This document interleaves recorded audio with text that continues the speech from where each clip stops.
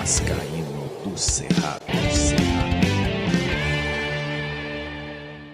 Fala galera vascaína, eu sou o Thiago Fontes, falo direto de Brasília, Distrito Federal, trazendo mais um vídeo para o canal. Vamos atualizar informações, bater um papo, trocar uma ideia sobre tudo que tá rolando no Vasco.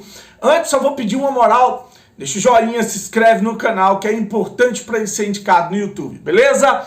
Eu vou começar esse vídeo falando aqui daquele pedido que o Jorge Salgado fez a 777, né? O e-mail, a carta que ele protocolou na secretaria do clube, pedindo uma reunião para antecipar a reunião do conselho, né?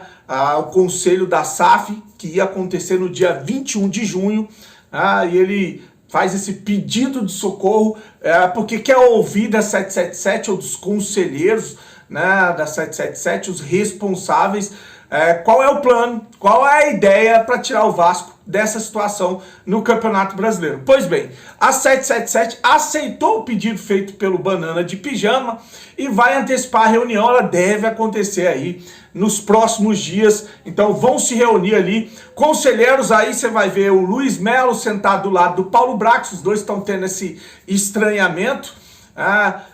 Vai ter também do lado do associativo o Jorge Salgado e o Duque Estrada.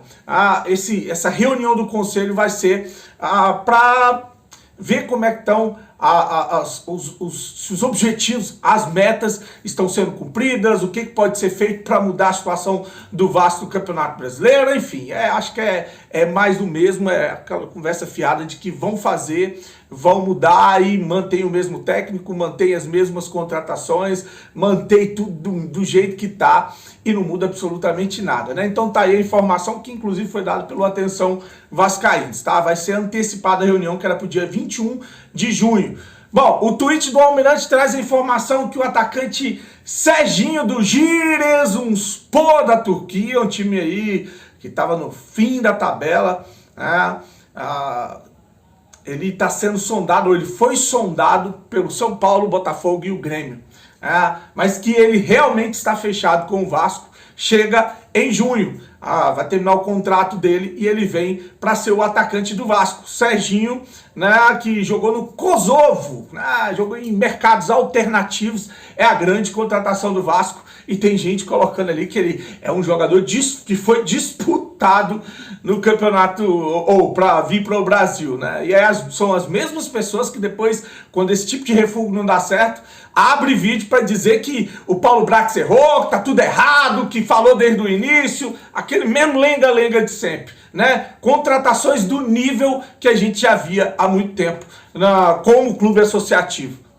Vamos lá, a Central da Bola trouxe a informação que o volante Rafael Carioca foi oferecido ao Vasco, mas a SAF do Vasco não quis abrir negociação com o jogador, o volante, que parece que sai também no 0800, está jogando no Tigres, né? E teve passagem pelo Grêmio, o Atlético Mineiro e pelo Vasco. Quando muito jovem jogou no Vasco, o Rafael Carioca é um bom volante que joga no futebol mexicano, oferecido ao Vasco, e a SAF não quis. Ele tem 33 anos de idade. Como eu falei, né? Passagem por Grêmio, Atlético Mineiro, Spartak Moscou e Vasco. Então tá aí o jogador que a 777 não quis. Saiu uma matéria no GE e essa matéria traz ali, você lembra que acho que algumas pessoas que não acompanharam a coletiva do Paulo Brax lá na Vasco TV não devem ter visto esse trecho onde o Paulo Brax fala que quando ele pensou em contratar um 10 para o Vasco, ele cometeu um erro, que esse erro foi ter mirado muito lá em cima, tipo, mirou em grandes jogadores, né? E talvez isso tenha atrapalhado ele a trazer um jogador mediano para o Vasco.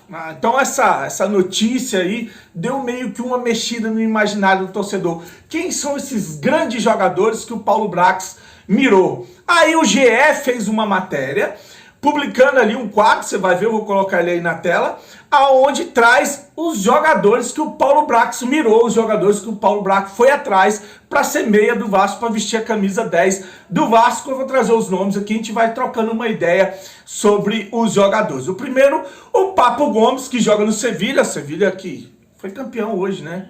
Foi campeão na Europa hoje, em cima da Roma.